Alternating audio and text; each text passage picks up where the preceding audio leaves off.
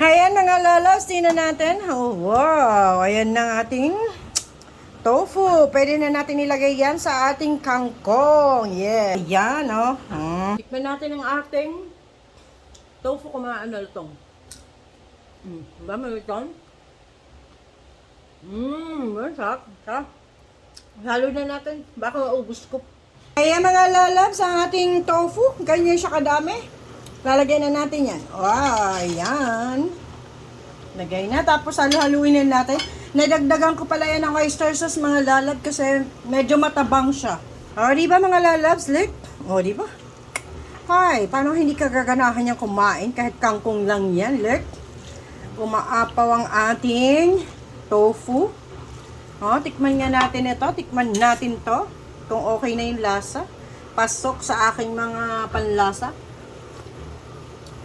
Oh, wow. Perfect. Siyempre, hindi tayo pwede magkamali sa kangkong. Ayan. Kunting ano na lang. Mga 1 minute na lang. Okay na yan. Pe-plating na natin yan mga lalabs. Pe-plating na natin yan. Ah, di ba? Look at that. Ah, di ba? Colorful pa. Yan. Ayan na mga lalabs. Look. Ah, kangkong lang yan.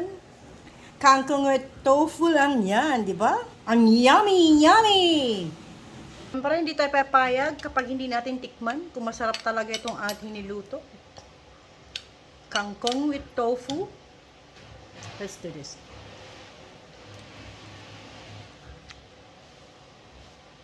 Ang sarap. Siyempre, masarap.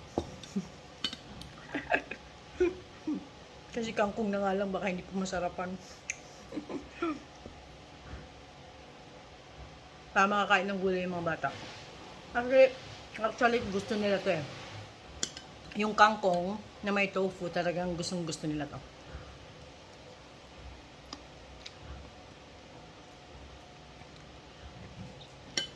Sarap. I love it. Thank you mga lalabs.